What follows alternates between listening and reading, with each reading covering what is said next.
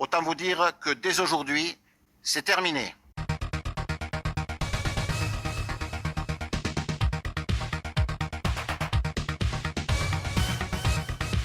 C'est désormais confirmé. La fin du format physique est programmée chez PlayStation. D'ici quelques années, voire même quelques mois, les nouveaux jeux ne sortiront plus qu'en dématérialisé. Suite à cette annonce, beaucoup d'entre vous ont réagi. Notamment un ami qui a soulevé 2 points majeurs. Est-ce que Sony ne chercherait-il pas simplement à changer de format, passer à des cartouches SSD ultra rapides ou des cartouches normes Switch? Et surtout, après avoir analysé le coût financier et l'absurdité technique de cette hypothèse, le même ami a mis le doigt sur le vrai scandale. Mais ça veut aussi dire que Sony abandonne la rétrocompatibilité de ses anciens jeux.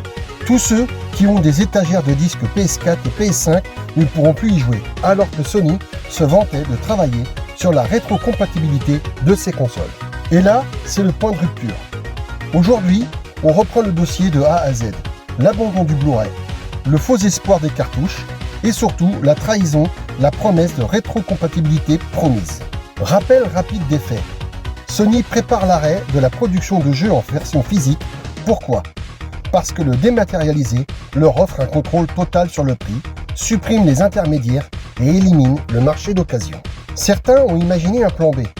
Sony va abandonner le disque pour passer à des cartouches SSD ultra rapides, comme sur Switch, mais en version next-gen. Mais comme on l'a vu, c'est une impasse totale pour 2 raisons. L'obstacle technique, sur la PS5, vos jeux ne tournent déjà plus sur le disque. Ils sont intégralement copiés sur le SSD interne. Le disque ne sert que de clé d'activation. Une cartouche SSD améliorerait en rien vos performances en jeu. L'obstacle économique. Un Blu-ray coûte 1 à 2 euros à presser. Une carte mémoire de 150 Go coûte 20 à 40 euros à fabriquer. Aucun éditeur ne paierait ce surcoût. Sony ne cherche donc pas à remplacer le disque par un meilleur support physique. Il cherche à supprimer le support physique tout court. Et c'est là que le piège se referme.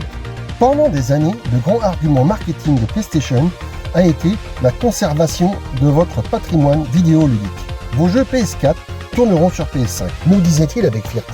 Mais que se passe-t-il si la PS6 ou la future révision de la PS5 n'a plus aucun lecteur de disque? Jeux achetés sur le PS Store, rétrocompatible et transférable sur votre compte.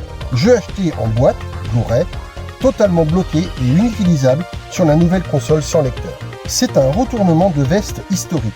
Vos étagères remplies de jeux PS4 et PS5 physiques, des milliers d'euros d'investissement au fil des ans, deviennent instantanément obsolètes sur la nouvelle génération. Si vous voulez rejouer à vos jeux PS5 préférés ou sur votre PS6 dématérialisé, vous n'aurez que 2 choix. Gardez votre ancienne console PS5 branchée sur la télé jusqu'à ce qu'elle tombe en panne. Rachetez le jeu une 2e fois en version numérique sur le PlayStation Store, au prix fort fixé par Sony. C'est la séparation définitive entre la possession réelle d'un jeu et le droit d'accès temporaire.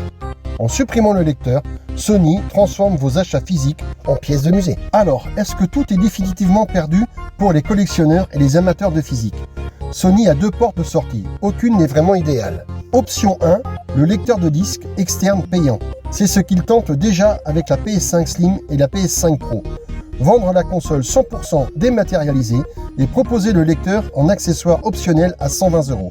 C'est un moindre mal, mais cela revient à faire payer une taxe supplémentaire aux propriétaires de jeux physiques.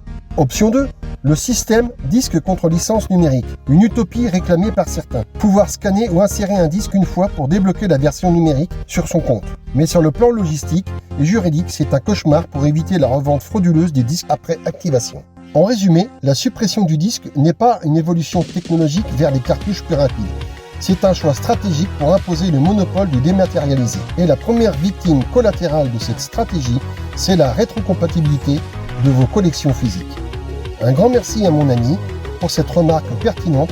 Et vous, que comptez-vous faire de vos jeux physiques si la PS6 n'a plus de lecteur? Prête à repasser à la caisse ou alors vous boycottez le tout numérique? Donnez-moi votre avis en commentaire. Perso, j'achèterai la console qui aura un lecteur, car je m'en sers aussi pour les films. C'est terminé.